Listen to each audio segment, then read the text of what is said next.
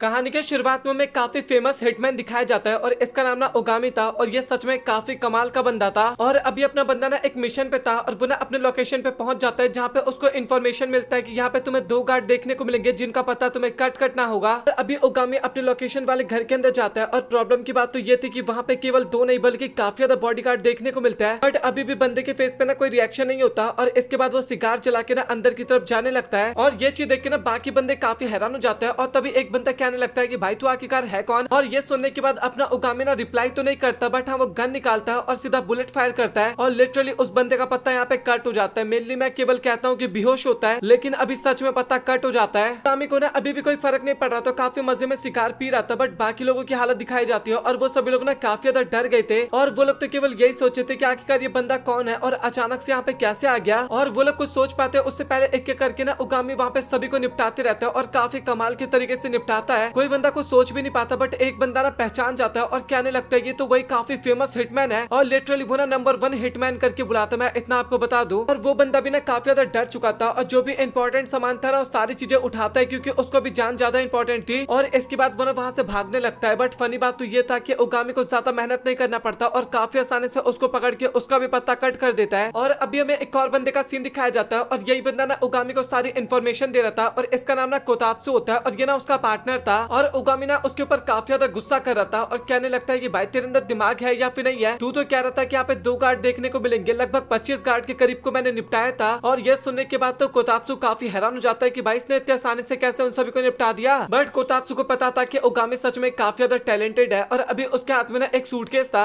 और ये ना उसने उसी बंदे के हाथ से छीना था जो कि भाग रहा था और वो बंदा इसी सूटकेस को लेके जा रहा था, मतलब कि यही काफी इंपॉर्टेंट है फिलहाल के लिए तो। और कोतात्सु ना अभी उसको ओपन करके देखता है और वहाँ पे ना मधुमक्खी के छत्ते जैसा में कुछ एक बॉक्स के अंदर दिखाया जाता है। और सच बताओ तो उन दोनों को ना बिल्कुल भी समझ में नहीं आता कि आखिरकार ये क्या चीज है। और इसके बाद सीन शिफ्ट होता है और बंदा ना अपने घर पे जा रहा था और लिफ्ट के अंदर था वो और तभी अचानक से उसके पास एक बच्चा आता है और बच्चा देख के ना उसको काफी ज्यादा डर जाता है। और इसके बाद ओगामी बताने लगता है कि सच बताओ तो मुझे बच्चे ना बिल्कुल भी पसंद नहीं है। और तभी वो कहने लगता है कि मैं झूठ कह रहा था, सच बात तो यह है कि बच्चे मुझे पसंद नहीं करते और वो लोग मुझे पसंद नहीं करते ना, इस कारण मैं भी उन्हें बिल्कुल भी पसंद नहीं करता। और इसके बाद वो अपने पास्ट लाइफ के बारे में थोड़ी बहुत चीजें बताने लगता है हमें और वो बताने लगता है कि सच बताओ तो मेरे पास बिना काफी हैप्पी फैमिली हुआ करती थी, मतलब कि मेरे पास एक मेरी प्यारी सी बेटी थी, मेरे पास मेरी वाइफ थी। बट हम दोनों का ज्यादा कुछ चला नहीं क्योंकि हम दोनों का थॉट प्रोसेस ना काफी ज्यादा डिफरेंट था। देखा जाए तो उसको मेरा काम बिल्कुल भी पसंद नहीं था और देखा जाए तो जो मैं अपना काम करता हूँ वो मैं कोई शौक के कारण नहीं करता। सच बात तो यह है कि मैं किसी काम में बिल्कुल भी अच्छा नहीं हूँ और केवल यही एक काम है जो कि मुझे अच्छे तरीके से आता है तो मुझे मजबूरन ये करना पड़ता है। और बंदा ना काफी ज्यादा रिग्रेट कर रहा था और सोच रहा था कि काश मैं अपनी पुरानी लाइफ दोबारा जी पाता बट ऐसा कभी भी नहीं हो सकता, शायद मुझे यही लाइफ जीना पड़ेगा, इसी तरीके से अकेला रहना पड़ेगा। और तभी हमें काफी फनी सा सीन देखने को मिलता है, उसके पास जो मधुमक्खी का छत्ता जैसा कुछ था ना, तभी उसके जेब में से ना एक मधुमक्खी निकलता है और वो ना अपने लौंडे के गर्दन पे काट लेता है। और वो मधुमक्खी जब अपने बंदे को काटता है तो उसको काफी ज्यादा ही पेन होता है और लिटरली बंदा ना वहाँ पे धीरे धीरे बेहोश होने लगता है और कुछ टाइम बाद उसकी आंखें खुलती है और हमें पता लगता है कि अभी वो ना अपनी एक्स वाइफ के पास था। कहीं आप लोगों को ये तो नहीं लगा ना कि उसका पत्ता कट हो गया, ऐसा कुछ भी नहीं है। इसकी वाइफ का नाम ना एरी होता है और सच बताओ तो मुझे ऐसा लगता है कि ओगामी की गलती होगी। भाई ऐसी वाइफ को कौन छोड़ सकता है, मतलब कि मैं तो कभी भी नहीं छोड़ सकता और मुझे मौका मिले तो भाई ठीक है मैं शादी कर लूंगा, कोई बात नहीं ओगामी भाई, मैं इतना तो कर ही सकता हूँ तेरे लिए। और उसकी वाइफ को ना उसके सारी कंडीशन के बारे में पता था और वो बताने लगते हैं कि मैं तुम्हें इतना बता दूंगी, तुम्हें ना एक मधुमक्खी ने काटा है और मुझे ऐसा लगता है कि मैं तुम्हें समझाऊंगी ना तो तुम्हें अच्छे तरीके से समझ में नहीं आएगा क्योंकि काफी ज्यादा डिफरेंट चीज है। और ओगामी भी कहने लगता है कि यार तुझे बकवास करने की जरूरत नहीं है, तू सीधा सीधा बता क्या तू क्या कहना चाहती है। और एरी बताने लगता है कि वो मधुमक्खी ना कोई नॉर्मल मधुमक्खी नहीं था, उसके ऊपर काफी ज्यादा एक्सपेरिमेंट किया गया था और जेनेटिकली ना उसको चेंज कर दिया गया था और उस मधुमक्खी ने तुम्हें काट लिया और तुम्हारे साथ कुछ अलग सा रिएक्शन देखने को मिल गया उसके कारण। और इसके बाद हमें हमारा ओगामी दिखाया जाता है जो कि अभी बच्चा बन गया था। भाई सच में वो बंदा खुद देख के अपने आप को काफी ज्यादा हैरान होता है और वो केवल यही सोचा था कि आखिरकार ऐसा कैसे हो सकता है, भाई मैं बच्चा कैसे बन सकता हूँ। और उसको पता चल गया था कि वो कम से कम ना अभी 20 साल छोटा हो चुका है और वो ना अपने मिशन के बारे में सोचे लगता है कि क्या पता वो मधुमक्खी वाला मिशन जो मुझे मिला था ये इसी काम के लिए बना हो। और तभी अचानक से ना उसके बॉस का उसके पास कॉल आता है और बॉस बताने लगता है कि मेरे पास अभी एक काफी इंपॉर्टेंट काम है तेरे लिए। और ओगामी ना इधर से बात कर रहा था और फनी बात तो ये था कि बॉस ना एक बच्चे के पास सुनने के बाद ना काफी ज्यादा ही हैरान हो जाता है और अभी बॉस को भी ना इस चीज के बारे में पता लग गया था और वो बताने लगता है कि सच में भाई मैं काफी ज्यादा लकी हूँ, अब ये मिशन और भी काफी ज्यादा आसान हो जाएगा। और वो बताने लगता है कि तेरे को एक स्कूल के अंदर जाना है और वहाँ पे मुझे कुछ इन्फॉर्मेशन ला के देना है। और जैसे उसको पता लगता है कि स्कूल के अंदर जाना है ओगामी ना सीधा मना कर देता है कि उसको बच्चे बिल्कुल भी पसंद नहीं थे। और फनी बात बताऊं मैं मिशन क्या था, वो बॉस जो था ना अपनी बेटी को ना उसी प्राइवेट प्राइवेट स्कूल में ना डालने वाला था, अगले साल उसका एडमिशन करता तो वो ना चेक करना चाहता था कि वो स्कूल अच्छा है या फिर नहीं है। इस कारण ओगामी ना पूरे साल उसको वहाँ पे पढ़वाने वाला था, मतलब कि बॉस ओगामी को पढ़वाने वाला था वहाँ पे ताकि वो चेक कर सके। और ओगामी बेचारा वहाँ पे क्या ही कर सकता था, काफी कोशिश करता है मना करने की, लेकिन तभी एरी कहने लगता है कि तुम्हारे लिए ना ये जॉब एकदम परफेक्ट है, क्योंकि देखा जाए तो अभी तुम्हें कोई मिशन भी नहीं मिलेगा और तुम्हें फ्री फ्री के पैसे मिले तो तुम्हें एक्सेप्ट कर लेने चाहिए। और फनी बात तो ये था कि जैसे अपने बंदे को पता लगता है कि उसको काफी अच्छी खासी रकम मिल रही है तो वो आखिरकार कैसे मना कर सकता था। और अभी ओगामी जो था ना फाइनली स्कूल जाने के लिए रेडी हो गया था और कोतात्सु ना उसको एक स्पेशल चश्मा देता है और वो उस चश्मे के जरिए ना उससे कभी भी कांटेक्ट कर सकता था काफी अच्छे तरीके से। और कमाल की बात तो ये था कि चश्मे में ना कैमरा भी लगा हुआ था, जिस कारण वो काफी अच्छी तरीके से उसके ऊपर नजर भी रख सकता था। और अभी हमें पहले दिन स्कूल का सीन दिखाया जाता है और फनी बात तो ये था कि अपने लौंडे को ना काफी डर लग रहा था। वो जितना अच्छा गन के साथ था उतना अच्छा बातचीत करने में था, उतना ही बेकार, मतलब कि वो अपना इंट्रोडक्शन है काफी बेकार तरीके से देता है और क्लास के बंदे भी ना उसको देख के काफी मुंह बनाने लगते हैं। उनको लगता है कि वो एकदम बेकार बनता है और इसके बाद वो ना घर पे आके ना कोतात्सु को सारी चीजों के बारे में बताने लगता है। और फनी बात तो ये था कि गलती उसने किया था और वो गलती ना स्कूल की ठहरा रहा था। और इसके बाद बंदा अगले दिन अगेन स्कूल जाता है और सबसे बड़ी प्रॉब्लम की बात तो थी कि एक दो लड़कियां जो थी ना वो उसको काफी ज्यादा नफरत करती थी, पता नहीं क्यों, बट हाँ पहले दिन से वो दोनों लड़कियां ना काफी ज्यादा नफरत करती थी अपने लौंडे को। बट वो उन सभी की बातों पे ना ज्यादा ध्यान नहीं देता क्योंकि गालियां बकती है ना, बट अपना लौंडा ज्यादा ध्यान नहीं देता और क्लास के अंदर पढ़ाई कर रहा था और टीचर ना नेगेटिव नंबर्स के बारे में पढ़ा रहा होता है। और फनी बात तो ये था कि वो सारी चीजें ओगामी को ना काफी कमाल का लगता है। वो बताने लगता है कि भाई इतनी सारी चीजें जिसके बारे में मुझे नहीं पता और सच बता तो मुझे अच्छा लग रहा है कि मुझे इन सभी चीजों के बारे में जानने का मौका मिल रहा है। और कमाल की बात तो ये था कि बंदे को पढ़ाई काफी ज्यादा ही पसंद आता है, मतलब कि हम जैसे बंदों को पढ़ाई पसंद नहीं आता बट इसको पढ़ाई काफी पसंद आता है। और लिटरली बंदा घर पे भी पढ़ाई कर रहा था और ये चीज देख के कोतात्सु भी काफी हैरान हो जाता है कि भाई इसको क्या हो गया, आखिरकार ये इतना ज्यादा कैसे 1 से 2 दिन के अंदर ही बदल गया। और अभी हमें ना अगले दिन स्कूल का सीन दिखाया जाता है और फनी बात तो ये था कि अपना लौंडा स्कूल के अंदर जाता है, लेकिन तभी अचानक से एक पांडा जैसा दिखने वाला बंदा आ जाता है और क्लास के अंदर, मतलब कि स्कूल के अंदर ना सभी बच्चों को काफी ज्यादा परेशान करने लगता है। और वो ना अभी दोनों लड़कियों को भी परेशान करने के लिए आ रहा था, लेकिन तभी बीच में ओगामी आ जाता है और वो सबसे पहले फॉक कर देता है ताकि उसको कोई भी ना देख सके और उस पांडे की हालत काफी ज्यादा ही खराब कर देता है और लड़कियों को पता नहीं चलता कि आखिरकार उसकी जान किसने बचाया। बट वहाँ पे ओगामी खड़ा था तो उनको ऐसा लगता है कि शायद इसी ने जान बचाया हो और ओगामी ना काफी वियर्ड तरीके से कहने लगता है कि मैं तुम्हारी जान क्यों बचाऊंगा, आखिरकार मैं तो काफी ज्यादा कमजोर हूँ, मैं किसी की जान नहीं बचाता। और फनी बात एक और मैं आपको बता दूं, क्लास के बंदे ना ओगामी से नफरत इसलिए क्या करते थे क्योंकि वो ना एकदम शांत रहने वाला बंदा था, मतलब कि वो चुपचाप अपना साइड में बैठे रहता था, पढ़ाई करते रहता था या फिर बाकी चीजें, और ये सारी चीजें ना बाकी लड़कों को काफी ज्यादा अजीब सा लगता था। और अभी ना में क्लास का सीन दिखाया जाता है और सभी लोग मिलकर ना क्लास का एक ग्रुप बना रहे थे, व्हाट्सएप ग्रुप होता है ना कुछ उस टाइप का ग्रुप बना रहे थे। और कमाल की बात तो ये था कि इस बार वो दोनों लड़कियां ना अपने लौंडे के पास भी आती है और काफी प्यार से बात करने लगती है कि क्या हम तुम्हें भी ग्रुप के अंदर ऐड कर सकते हैं क्या। एक तरह से दोनों को पता चल गया था कि ओगामी ना इतना बुरा इंसान नहीं है और उसी ने उनकी जान बचाई थी। और ओगामी भी कहने लगता है कि अगर तुम दोनों करना चाहती हो तो कर सकती हो। ओगामी जो होता है ना अभी वो स्टडी कर रहा था बट तभी अचानक से उसके पास कॉल आता है और वो कॉल ना उसकी वाइफ का था और वो बताने लगता है कि तुम्हारे स्कूल में ना एक नोरिन नाम की लड़की है और वो ना मित्सुआ फार्मास्यूटिकल नाम की कंपनी की बेटी की ऑनर है, मतलब कि कंपनी में जो ऑनर है उसकी बेटी है। और वो बताने लगता है कि सबसे कमाल की बात तो यह है कि जिस मधुमक्खी ने काटा था ना अपने लौंडे को, उस मधुमक्खी को ना इसी कंपनी ने बनाया था। और वो कुल मिला के बता रही होती है कि तुम्हें ना नोरिन के साथ अच्छी खासी दोस्ती करना चाहिए और इसके जरिए तुम्हें पता कर सकते हो कि आखिरकार तुम्हारे साथ ये सब कुछ किसने किया था और क्यों किया था और आखिरकार ये सब कुछ कैसे हो रहा है और क्या पता आगे जाके तुम सबको ठीक भी कर पाओ। और अपना लौंडा भी कहने लगता है कि अच्छा ठीक है मैं ट्राई करूंगा उससे बात करने का। और अभी क्लास के अंदर ना कोतात्सु उसके साथ बात करने के लिए जाता है, मतलब कि ओगामी। और फनी बात तो ये था कि नोरिन सीधा उसको मना कर देते कि मुझे कोई इंटरेस्ट नहीं है। और कोतात्सु जो होता है ना वो भी काफी ज्यादा मजाक उड़ाने लगता है कि भाई उसने तेरा सीधा मुंह पे बेइज्जती मार दिया, अब क्या करेगा तू। और बेचारे अपने लौंडे को बिना इस टाइम पे काफी बुरा लग रहा था। और अभी ना हमें वही दोनों लड़कियां दिखाई जाती है और वो दोनों ना नोरिन के बारे में बताने लगते हैं कि वो लड़की ना क्लास के अंदर किसी से भी बात नहीं करती, कुल मिला के क्लास के अंदर क्या पूरे स्कूल के अंदर किसी से बात नहीं करती। और अगर तुझे उससे बात करना है तो तुझे काफी ज्यादा मेहनत करना होगा और कोशिश कर तू अच्छी तरीके से उससे बात कर सके। और अपना लौंडा भी कहने लगता है कि हाँ मैं समझ गया, मैं ट्राई करूंगा अगली बार से। अभी ओगामी जो होता है ना वो अपने घर जा रहा था बट तभी अचानक से ना उसको काफी तेज भूख लगता है और वो सोचता है कि मुझे रामन खा लेना चाहिए और वो ना एक शॉप के अंदर जाता है। बट फनी बात तो ये था कि उस शॉप के अंदर ना नोरिन भी काम कर रही थी और ये चीज देख के अपना लौंडा भी काफी हैरान हो जाता है और साथ ही नोरिन भी वहाँ पे काफी ज्यादा हैरान हो जाती है। बट वो ज्यादा ना रिएक्शन नहीं देता और चुपचाप बैठ के ना वहाँ पे रामन को ऑर्डर करता है और चुपचाप बैठ के रामन खाने लगता है। और इसके बाद नोरिन जो होती है ना वो चुपचाप ओगामी को ना घर के पीछे बुलाती है, मतलब कि जो शॉप था उसके पीछे, और वो ना सारे सिचुएशन के बारे में बताने लगते हैं कि तुझे पता चल गया बट मैं नहीं चाहती कि तू क्लास के अंदर किसी को भी इस चीज के बारे में बताए कि मैं एक रामन शॉप पे काम करती हूँ। और फनी बात तो ये था कि वो क्लास के अंदर भी ना उससे बात करने वाली नहीं थी, मतलब कि एक तो अपना लौंडा उसका सीक्रेट भी छुपाए और साथ ही वो क्लास में उसको भाव भी नहीं देगी उसके बाद भी। और ओगामी बताने बताने लगता है कि तुम्हें फिक्र करने की जरूरत नहीं है, मैं किसी को कुछ नहीं बताऊंगा। और इसके बाद दोनों ना एक साथ घर जाने लगते हैं और तभी अचानक से उगामी कहने लगता है कि जब तुम इतने अमीर बाप की बेटी हो तो आखिरकार तुम एक रामन शॉप पे क्यों काम कर रही हो। और लिटरली इसके बाद बंदी बताने लगते हैं कि वो ना मेरे अंकल है और सच बताओ तो वो हमारी फैमिली में ना सबसे अलग है, क्योंकि हमारी फैमिली में सभी लोग ना केवल रिस्पेक्ट या फिर पैसे के पीछे दौड़ते हैं। क्या करना चाहिए क्या नहीं करना चाहिए सभी चीजों का ऑर्डर उनसे लेना पड़ता है। कुछ भी काम गलत कर दो तो काफी प्रॉब्लम की बात होती है। लेकिन उसके चाचा जो थे ना वो काफी डिफरेंट थे, वो केवल अपने आप को खुश रखना चाहते थे और साथ ही लोगों को भी खुश रखना चाहते थे। इस कारण उन्होंने रामन शॉप ओपन की। और सच बताओ तो मैं भी ना एक काफी कमाल का रामन शॉप ओपन करना चाहती हूँ जिसके कारण मैं सभी को खुश रख सकूं। और उसकी बातें सुनने के बाद ना अपना बंदा भी काफी हैरान हो जाता है और सोचने लगता है कि मतलब कि तुम्हारी सोच भी तुम्हारी फैमिली की तरह बिल्कुल भी नहीं मिलता। और वो कहने लगते हैं कि हाँ तुमने सही कहा। और इसी तरीके से बात करते करते ना काफी आगे तक आ जाते दोनों। और उगामी बताने लगता है कि अच्छा ठीक है तो फिर अभी मुझे जाना होगा। और इसके बाद वो ना अलग अलग डायरेक्शन में दोनों जाने लगते हैं। और जैसे उगामी थोड़ा आगे जाता है ना तभी नोरेन को ना कोई किडनैप कर लेता है। और ये चीज देख के अपना बंदा काफी घबरा जाता है। और जो कोतात्सु होता है ना वो भी बताने लगता है कि जो उस गाड़ी का नंबर प्लेट है ना वो फेक नंबर प्लेट है और अगर वो लोग हाथ से निकल गए तो पकड़ना काफी ज्यादा डिफिकल्ट हो जाएगा। और उगामी बताने लगता है कि चाहे कुछ भी हमें उसे पकड़ना पड़ेगा। और उसको पता था कि उस लड़की को पकड़ने का आखिरकार क्या रीजन है। जिस रीजन के कारण उगामी दोस्ती करना चाहता था मेनली वही रीजन था, मतलब कि वही मधुमक्खी के बारे में लोग जानना चाहते हैं कुल मिला के। और तभी कोतात्सु से पूछने लगता है कि भाई आखिरकार अभी हमें क्या करना होगा। और उगामी बताने लगता है कि तुझे कुछ भी करने की जरूरत नहीं है, सारी चीजें मैं हैंडल कर सकता हूँ। और इसके बाद लिटरली भाई वो एक काफी लंबे टावर पे ना एकदम निंजा की तरह चढ़ जाता है। और काफी हाइट पे जाने के बाद अभी वो चेक करने लगता है कि आखिरकार गाड़ी कहाँ पे है। और फनी बात तो ये था कि गाड़ी तो दिख जाता है और वो ना काफी आसानी से ना उस पर निशाना लगाने लगता है। और लिटरली भाई वो ना उस गाड़ी पे निशाना लगा लेता है और उसके ऊपर ना उसने ट्रैकर लगा दिया था ताकि वो ना बाद में भी पीछा कर सके गाड़ी का।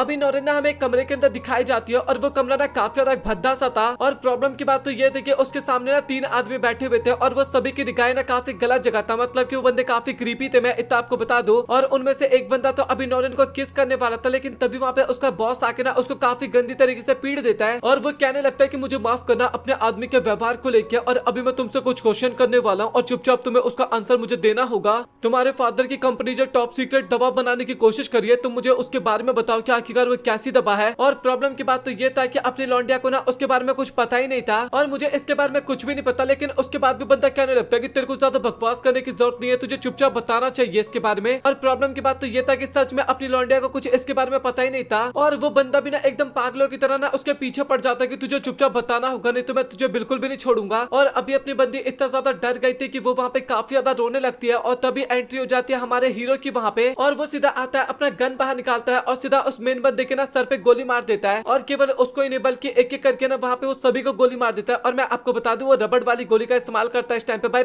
बच्चे के पास गन थोड़ी ना हो सकता है। और उसने अपना बैग ना नोरेन के फेस पे लगा दिया था ताकि वो ना कुछ भी देख ना सके। और इसके बाद वो ना नोरेन को एक चीज पे बिठाता है और साथ ही वहां से भागने लगता है। और रास्ते में ना और भी काफी ज्यादा विलन्स आते रहते हैं लेकिन उन सभी को ना काफी आसानी से अपना लौंडा टपकाया जा रहा था। और अभी वो लोग उस घर से तो बाहर निकल गए थे, उस खंडर जैसे घर से तो बाहर निकल गए थे। लेकिन तभी जो विलन का बॉस होता है ना वो अगेन आ जाता है वहां पे गाड़ी लेके और बताने लगता है कि इस बार तो मैं तुम सभी को बिल्कुल भी नहीं छोड़ने वाला। और वो ना अटैक करने के लिए जा रहा होता है अपने लौंडे के ऊपर, लेकिन अपना लौंडा भी ना काफी ज्यादा एक्शन दिखाता है और काफी आसानी से ना उसका पत्ता वहां पे कट कर देता है। और इस बार सच में उसका पत्ता वहां पे कट हो गया तो मैं इतना आपको बता दूं। और इसके अगले सिनेमा में नोरेन का सीन दिखाया जाता है जिसकी आंख अगले दिन खुलती है और उसको लगता है कि वो सब कुछ ना उसने एक सपना देखा था। बट जैसे वो अपने हाथ पे निशान देखते या फिर कुछ चीजें फील करते तो उसको पता चल जाता है कि वो सब कुछ सपना नहीं था। और अभी वो ना स्कूल में जाती है और जैसे वो उगामी को देखते हैं ना तो उसको ऐसा फील होता है कि जिसने उसकी जान बचाई थी ना वो उगामी था। उसको कंफर्म नहीं था लेकिन फिर भी उसको लगता था। और उगामी ना इस टाइम पे मैथ की स्टडी कर रहा था। और प्रॉब्लम की बात तो ये था कि स्टार्टिंग में आपको पता है कि कुछ इजी क्वेश्चन होते हैं तो वो सभी तो उसे काफी आसानी से सॉल्व हो जाते हैं। बट जैसे टफ क्वेश्चन की बारी आती है तो बंदे की हालत काफी ज्यादा ही खराब हो जाता है। और अभी उगामी ना अपने घर पे होता है और अपनी वाइफ से बात कर रहा था। और क्या रीजन हो सकता है बात करने का, मतलब कि आप लोग कमेंट सेक्शन में बताओ। मैं 2-3 सेकंड का आपको टाइम देता हूँ या फिर आप लोग पोस्ट करके भी कमेंट सेक्शन में बता सकते हो। अभी मैं आपको रीजन बताता हूँ। लिटरली भाई वो जिस क्वेश्चन में अटक रहा था ना मैथ का जो भी सॉल्यूशन उसे सॉल्व नहीं हो पा रहा था वो ना उस सॉल्यूशन का हल लेना चाहता था अपनी वाइफ से। और उसकी वाइफ कहने लगती है कि भाई तू पागल पागल है क्या, तेरे टीचर है तू टीचर से भी तो बात कर सकता है। और उगामी कहने लगता है कि मेरे टीचर की एज तो मेरी जितनी है तो सच बताओ तो उनसे बात करने में या फिर उनसे मदद लेने में ना मुझे काफी अजीब सा लग रहा है। बट फनी बात तो ये था कि उसकी वाइफ बिना उसको आंसर नहीं बताती और बेचारे को फोन रखना पड़ जाता है इसके बाद। और अभी बंदा ना स्कूल के अंदर बैठा हुआ था और सोच रहा होता है कि भाई मैं क्या करूं, मतलब कि मुझे मैथ बिल्कुल भी समझ में नहीं आ रहा बट मुझे मैथ तो करना ही होगा ना, मतलब कि काफी इंपॉर्टेंट सब्जेक्ट है भाई। और तभी अचानक से ना वहाँ पे एक और बंदे की एंट्री हो जाती है और उस बंदे का नाम ना रियो था। और उसको पता था कि उगामी को ना मैथ में थोड़ा प्रॉब्लम है और वो बताने लगता है कि भाई अगर तू चाहे तो मैं तेरे को प्रॉब्लम सॉल्व करवा सकता हूँ। और उगामी बिना उसकी मदद लेने के लिए तैयार हो जाता है और अभी वो ना मैथ के सॉल्यूशन के बारे में बताने लगता है उसको। और अभी मैं आपको काफी फनी बात बताता हूँ, मतलब कि रियो ना उसको काफी अच्छी तरीके से पढ़ाता है और मैथ का टेस्ट हो जाता है। और टेस्ट के बाद ना लिटरली भाई उगामी के ना 100 आउट ऑफ 100 आए थे, मतलब कि भाई ये बंदा किस तरीके से पढ़ाए इसको, जो इसके पूरे 100 में से 100 स्कोर आ गए। और वो ना काफी इमोशनल होते हुए ना रियो को काफी ज्यादा धन्यवाद करने लगता है, भाई ऐसा टीचर मुझे भी चाहिए। और रियो बताने लगता है कि भाई तूने काफी मेहनत किया था तो तेरे 100 स्कोर तो आने ही थे, ऑब्वियस सी बात है। और अभी दोनों ने रेस्टोरेंट में ना पार्टी करने के लिए जाते हैं और वो दोनों जा रहे होते हैं, बट तभी रियो के हाथ से ना कुछ चीजें ना गिर जाती है एक बंदे के लैपटॉप के ऊपर। और वो बंदा ना अभी रियो के ऊपर काफी ज्यादा चिल्लाने लगता है, बट वहाँ का मैटर ना थोड़ा उगामी सॉल्व करवा देता है। और अभी वो दोनों ना अपनी सीट पर जाके बैठ जाते हैं और अभी दोनों ना एक साथ बैठकर ना काफी ज्यादा बातें करने लगता है। और खासकर रियो ना अपने सपने के बारे में बताने लगता है और उसको ना एक डॉक्टर बनना था और उसके पीछे की स्टोरी ना काफी ज्यादा अच्छी है। वो बताने लगता है कि उसके मदर फादर की डेथ ना बचपन में ही हो गया था जब वो बच्चा था तो, और उसकी ग्रैनी ने ना उसको पाला था। और अभी देखा जाए तो उसकी ग्रैनी की एज भी ना काफी ज्यादा हो गया है, तो अभी वो ना डॉक्टर बनना चाहता है। और साथ ही जिस तरीके की उसकी ग्रैनी है ना उस तरीके की काफी ज्यादा महिलाओं की या फिर आदमियों की मदद करना चाहता था बंदा। जिस तरीके से उसकी ग्रैनी ने उसकी मदद की वैसे वो भी चाहता था लोगों की मदद करना। और जिस बंदे के लैपटॉप के ऊपर सॉस गिरा था ना वो बंदा ना अभी काफी ज्यादा बेइज्जती मारने लगता है रियो की। वो कहने लगता है कि भाई सपने बंद आंखों से देखे जाते ना कि खुले आंखों से, और इसके साथ और भी काफी ज्यादा बेइज्जती करता है। और उसकी बातें सुनने के बाद ना उगामी को वहाँ पे काफी ज्यादा गुस्सा आ रहा था और वो केवल यही सोचा था कि भाई सच में अगर यहाँ पे लोग नहीं होते या फिर यहाँ पे ज्यादा बंदे नहीं होते ना तो मैं तेरा पत्ता कट कर देता। और अभी ना रियो को भी काफी ज्यादा गुस्सा आ जाता है और वो कहने लगता है कि भाई मैंने ना तेरा बहुत ज्यादा सुन लिया, अगर तू ज्यादा बकवास करने की कोशिश करेगा ना तो मैं शायद तेरे यहाँ पे पत्ता भी कट कर सकता हूँ। और वो रेस्टोरेंट ना काफी अच्छा था, मतलब कि सभी बंदे ना उसी बच्चे का सपोर्ट कर रहे थे और सभी लोग ना वहाँ पे काफी उसको उल्टा सीधा कहने लगता है उस बड़े बंदे को। और वो बंदा बिना डर के मारे वहां से भाग जाता है। और अभी ना उगामी अपने घर पे होता है और वो ना कमरे में बैठा हुआ था और तभी कमरे के अंदर रियो आता है और कहने लगता है कि भाई आखिरकार इतना गंदा कमरा क्यों रख रखा है, कमरे की साफ सफाई भी कर लिया कर। और तभी उगामी पता है क्या कहता है कि ये काम लड़कों का थोड़ी ना होता है, तो लड़कियों का काम होता है। और ये सुनकर रियो काफी हैरान हो जाता है और कहने लगता है कि भाई तू कहना चाहता है कि मैं एक लड़की हूँ क्योंकि साफ सफाई का काम तो मैं ही करता हूँ ना। और उगामी कहने लगता है कि पागल है कि तेरे को लड़की थोड़ी ना बोल रहा हूँ मैं, क्या पता तो बीच वाला भी तो हो सकता है ना। और अभी उगामी ना स्कूल के अंदर जाता है जहाँ पे देखता है कि काफी ज्यादा क्लब्स के मेंबर ना अपने क्लब के अंदर ना बंदों को ऐड करने की कोशिश कर रहे थे। और वो सोच रहा होता है कि पता नहीं क्या आखिरकार ये क्या चल रहा है यहाँ पे। और अभी बंदा क्लास के अंदर जाता है और उसकी मुलाकात उसके दोस्त से होती है। पता है ना अभी वो रियो के साथ काफी अच्छा दोस्त बन गया था और रियो के पास ना काफी ज्यादा पोस्टर होते हैं और वो मैक्सिमम सभी क्लब्स के पोस्टर थे। और एक क्लब ना हाउस होल्ड क्लब था और वो बताने लगता है कि तुझे ना इस क्लब को ज्वाइन कर लेना चाहिए उगामी। और बताता है कि इसके जरिए ना तेरे को पता चल जाएगा कि आखिरकार घर के काम किस तरीके से किए जाते हैं। तभी उगामी बताने लगता है कि भाई तू पागल पागल है क्या, घर के काम करना ना लड़कियों के काम होता है एक तरह से। और वो दोनों ना इसी तरीके से बातें कर रहे थे, बट तभी अचानक से वहाँ पे एक लड़की की एंट्री हो जाती है और वो लड़की ना रियो की बहन थी। और कहने लगते हैं कि आखिरकार तुम मेरे क्लब के बारे में कैसे उल्टा सीधा कह सकते हो। और वो कहने लगते हैं कि अभी तो तुम्हें मेरे क्लब को ज्वाइन करना ही पड़ेगा और अगर ऐसा तुम नहीं करते तो शायद मैं तुम्हें रियो के साथ बिल्कुल भी बात नहीं करने दूंगी। और इसके बाद जबरदस्ती ना उसको क्लब में लेके जाती है। और फनी बात तो ये था कि वो जबरदस्ती अपने लौंडे से ना खाना बनवाती है और सच में काफी कमाल का था सीन। और अपना लौंडा ना काफी अच्छे तरीके से खाना बना रहा था। भाई मैं इतना आपको बता दूं वो चीसान को भी ना काफी अच्छा लगता है और चीसा तो ना कुछ खाना ना पैक करके दे भी देती है और बताने लगता है कि तुम्हें ट्राई करना चाहिए क्योंकि तुमने काफी अच्छा खाना बनाया है। और वो ये भी बताते हैं कि तुमने पहली बार खाना बनाया तो तुम्हें ना ये उसको भेजना चाहिए जिसे तुम काफी ज्यादा पसंद करते हो। और कमाल की बात तो ये था कि अपना बंदा ना वो वाइफ और अपनी बेटी को भेजता है। पता नहीं क्यों भाई उगामी काफी कमाल का बंदा लग रहा है मुझे। और इसके बाद तभी उसकी वाइफ का उसके पास कॉल आता है और वो खाने की काफी तारीफ करते हैं कि सच में काफी कमाल का था। और वो बताने लगते हैं कि शायद तुमसे कोई बात करना चाहता है। और फनी बात तो ये थी, ये फनी नहीं थी भाई, ये काफी कमाल की बात है कि उसकी बेटी उससे बात कर रही थी कॉल पे और वो कहने लगते हैं कि खाना सच में काफी ज्यादा टेस्टी था और आपका खाना बनाने के लिए बहुत बहुत शुक्रिया या फिर भेजने के लिए बहुत बहुत शुक्रिया। और ये सारी बातें सुन के भाई अपना लौंडा एकदम खत्म सा हो जाता है वहाँ पे। और वो सोचता है कि सच में भाई वो क्लब में काफी ज्यादा लकी था क्योंकि क्लब के आते ही उसकी बेटी ने उससे पहली बार बात किया। और अभी अपना बंदा ना सीधा क्लब के अंदर चला जाता है अगले दिन भाई उस क्लब में ज्वाइन करने के लिए। और वो क्लब के अंदर जा रहा था लेकिन तभी उसको नौरेन दिखते रास्ते में और ऐसा फील हो रहा था कि भाई वो भी ना उसी क्लब को ज्वाइन करना चाहती थी। और अभी दोनों ना एक दूसरे देखकर काफी ऑकवर्ड सा फील कर रहे थे और वो दोनों वहाँ पे कुछ कह पाते, बट तभी वहाँ पे उसके दोस्त का मैसेज आता है और कोतात्सु बताने लगता है कि भाई काफी बड़ी प्रॉब्लम हो गई। और वो कहने लगता है कि भाई क्या प्रॉब्लम हो गई बता तो सही। और कोतात्सु ना उसको बताने के लिए तैयार नहीं होता, कहने लगता है कि भाई तू काफी परेशान हो जाएगा। और वो कहने लगता है कि भाई तू बता, मतलब कि कुछ भी कर और तू मुझे बता। अभी ना मैं आपको काफी फनी और काफी कमाल की बात बताने वाला हूँ। तभी कोतात्सु बताने लगता है कि भाई मेरे पास ना एक मैसेज आया है और उस मैसेज में बताया गया है कि अगर तू फिर से बड़ा होना चाहता है ना तो तुझे नोरेन के साथ शादी करनी पड़ेगी। और ये सुनने के बाद अपना लौंडा ना काफी हैरान हो जाता है। भाई इसलिए हैरान नहीं होता क्योंकि लड़की सुंदर नहीं थी या फिर उससे शादी नहीं कर सकता था, वो हैरान इस बात पे होते हैं क्योंकि लड़की की एज 18 से 19 साल थी, उतनी भी नहीं थी भाई। और अपना लौंडा 40-45 साल का बंदा था, आखिरकार वो कैसे शादी कर सकता था एक बच्ची के साथ। और कोतात्सु कहने लगता है कि भाई हमारे पास कोई भी ऑप्शन नहीं है, और बेचारा अपना लौंडा काफी ज्यादा परेशान होता है कि भाई क्या करना चाहिए अभी उसको।